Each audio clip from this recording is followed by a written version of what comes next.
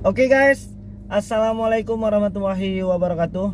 Welcome back to my channel. Apa kabar kalian semua seluruh subscriber setia yang hari ini masih tetap memberikan support dan dukungannya terhadap channel ini.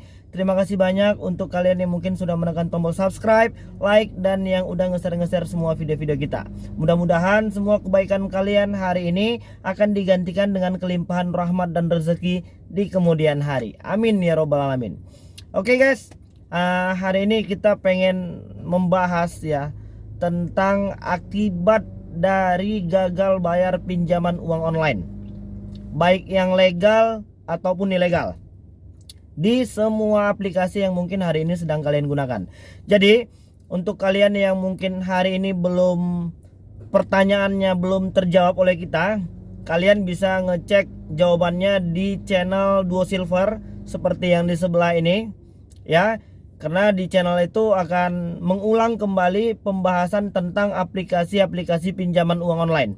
Jadi kalau di channel ini kita udah lanjut untuk memperbaiki mental dari kawan-kawan yang hari ini sedang rusak atau sedang tidak baik-baik saja karena teror dari aplikasi pinjaman uang online ya. Kalian bisa subscribe dulu channelnya Duo Silver. Di situ akan banyak membahas tentang satu persatu dari masalah aplikasi pinjaman uang online. Oke.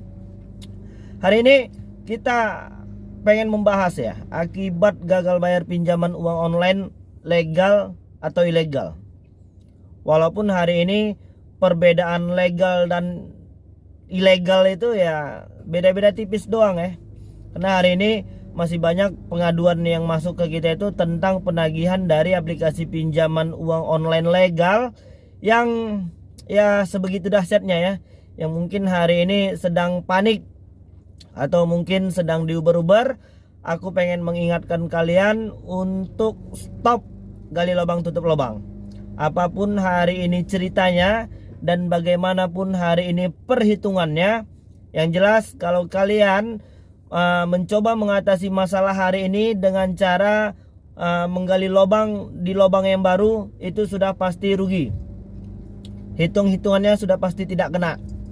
Sudah pasti ada biaya-biaya tambahan yang harus kita bayarkan dari setiap menggunakan aplikasi tersebut. Oke, sekarang masuk ke permasalahannya. Bagaimana bang kalau seandainya hari ini kita gagal bayar di pinjaman uang online legal? Apa bang kira-kira resiko dan konsekuensi yang akan kita terima? Sesuai dengan pemberitahuan dari OJK, untuk kawan-kawan yang hari ini belum mampu melakukan pembayaran dan gagal bayar di aplikasi pinjaman uang online legal atau yang sudah terdaftar di OJK itu, maka kawan-kawan akan mendapatkan kesulitan ketika nanti mau pinjam lagi di perbankan yang lain. Walaupun hari ini banyak juga teman-teman yang sudah membantah itu.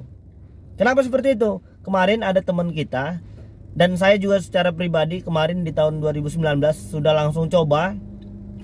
Waktu itu kita punya tunggakan di beberapa aplikasi pinjaman uang online legal, dan kita coba pinjam uang di bank, dan ternyata sih nggak ada masalah ya, dan tidak terdeteksi untuk adanya blacklist checking. Tapi ada juga pengakuan dari teman-teman yang lain, mungkin dia tergantung dari aplikasi apa yang kita gunakan ya. Seperti Om Kredit, mungkin banyak teman-teman yang mengeluhkan ketika pengen pinjam di bank atau mungkin kredit mobil atau rumah, sewaktu diperiksa checkingnya sudah terblacklist dari beberapa aplikasi-aplikasi pembiayaan hari ini. Itu untuk resiko. Bagaimana kalau yang ilegal? Kalau yang ilegal ini pembicaraannya dan pembahasannya jauh lebih banyak ya. Karena hari ini kita itu sedang seperti apa ya menurut saya, sedang tidak baik-baik saja lah dengan pinjol ini hari ini. Di tengah beseraknya ya, di tengah banyaknya bejibun data-data yang hari ini sedang banyak di medsos-medsos itu yang diperjualbelikan ya. Dan aku pengen mengingatkan kawan-kawan untuk tetap hati-hati.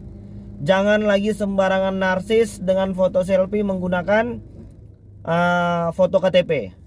Itu nggak boleh, dan ternyata itu privasi. Jadi kawan-kawan harus tetap hati-hati.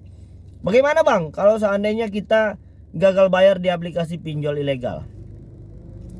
80% aplikasi pinjaman uang online ilegal yang hari ini kalian akan OTW gagal bayar, siapkan mental kalian, mereka akan melakukan penyebaran data. Sudah habis sampai dengan situ? Oh, tentu tidak. Mereka akan uber-uber lagi kontak darurat yang ada di handphone kalian. Ada lagi bang? Ada satu lagi. Apa tuh? Mereka akan melakukan penyebaran kebohongan dan fitnah-fitnah. Setelah itu bang, yang ada lagi. Apakah pinjaman uang online ilegal itu sudah punya DC lapangan? Sejauh pengalaman kita tidak. Dan apakah pinjaman uang online legal yang terdaftar di OJK itu semuanya sudah punya debt collector lapangan? Jawabannya juga tidak. Dan kalaupun ada, itu tidak di semua daerah. Dan hari ini berhentilah untuk memikirkan itu. Hari ini tugas kawan-kawan itu adalah fokus kepada kehidupan pribadi. Fokuslah untuk pekerjaan, fokuslah untuk keluarga, fokuslah untuk berbenah diri, fokuslah untuk cari uang dan lain sebagainya. Jadi yang namanya pinjaman uang online ilegal itu, yang namanya sebar data itu, sudah hampir 80% pinjaman online itu akan melakukan itu yang ilegal. Dan itu merupakan senjata mereka yang paling ampuh. Dan setelah itu apakah mereka akan terus menagih? Ya, sepengalaman kita setelah mereka melakukan penyebaran data itu, banyak dari aplikasi-aplikasi pinjol itu tidak lagi melakukan penagihan. Kalaupun ada kembali melakukan penagihan, mereka itu akan tagih dengan metode yang berbeda. Mereka akan baik, mereka akan sopan ya, mereka akan lembut. Tidak seperti penagihan di awal sebelum mereka melakukan penyebaran data. Dan apakah ini melanggar hukum? Iya, jelas. Pinjaman uang online yang hari ini melakukan penyebaran data debitur tanpa seizin si pemilik data itu merupakan salah satu tindak hukum pidana. Ya, itu sudah diatur dalam Undang-Undang ITE. Apakah bisa dilaporkan, Bang? Bisa. Bagaimana caranya, Bang? Ya, abang-abang dan kakak-kakak tinggal datengin aja polisi terdekat yang ada di kota kalian. Serahkan semua alat-alat buktinya dan beberapa percakapan-percakapan bila perlu, apabila memang kalian mendapatkan teror dan intimidasi ya. Silakan laporkan kepada pihak kepolisian terdekat. Dan ingat, untuk kawan-kawan yang hari ini sedang diancam untuk disebar data, kalian gak perlu panik, jangan takut, dan jangan gerusak-gerusuk.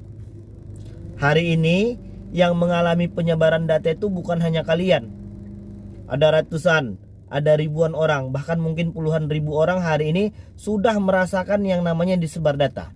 Toh alhamdulillah hari ini mereka bisa bangkit kembali, sehat walafiat, dan mereka menanamkan di dalam tekad mereka untuk stop riba dari aplikasi pinjaman uang online. Yakinlah, setiap masalah itu pasti ada jalan keluarnya. Dan optimislah, setiap kesusahan pasti ada kemudahan. Ya, kawan-kawan yang hari ini bisa melewati masalah sebar data ini dengan baik, dengan tenang, saya yakin kawan-kawan yang lain juga bisa seperti itu. Dan ketika kawan-kawan bisa melewati fase tertinggi dari gagal bayar pinjaman uang online ilegal ini, yaitu adalah sebar data, dan kalian bisa melewati itu dengan baik, dengan tenang, tidak panik, dan membuang semua rasa takut, saya yakin kalian adalah orang-orang yang akan sukses di kemudian hari setelah melewati semua badai permasalahan dari aplikasi pinjaman uang online ini. Untuk kawan-kawan yang sudah berhasil bangkit, ayo support kawan-kawannya yang lain. Kalian boleh memberikan komentar di kolom video di bawah video ini. Dan mohon maaf ya untuk kawan-kawan yang mungkin hari ini belum bisa kita jawab satu persatu, karena banyaknya pertanyaan yang masuk.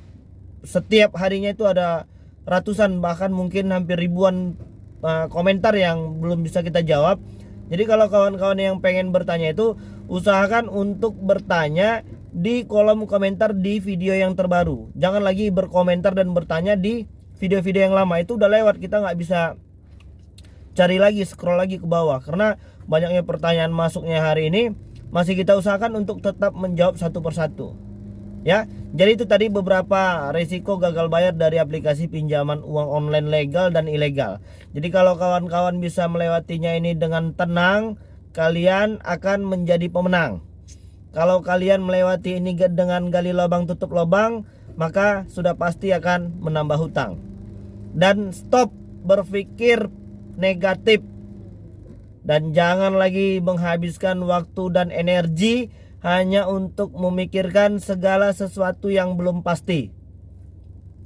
Termasuk di dalamnya memikirkan apakah DC akan datang bang? Apakah mereka akan melakukan penyebaran data? Yang gagal bayar di ilegal siapkan mental. 80% pinjaman uang online ilegal akan melakukan penyebaran data. Tidak masalah. Dan hari ini sebar data itu sudah dianggap menjadi sebuah tren ya. Artinya bukan lagi sesuatu hal yang memalukan. Dan hari ini juga berkat video-video yang seperti ini masyarakat tuh paham ya. Paham bahwasannya cara kerja dari aplikasi pinjol itu memang seperti itu. Jadi harus kembali ke kitanya yang harus bisa mengontrol diri kita sendiri, mengontrol emosi, mengontrol rasa takut, cemas, panik dan lain sebagainya. Oke? Mudah-mudahan video ini mampu membakar kembali semangat kawan-kawan yang sedang padam karena aplikasi pinjaman uang online. Oke, jadi mungkin itu yang bisa aku sampaikan. Assalamualaikum warahmatullahi wabarakatuh.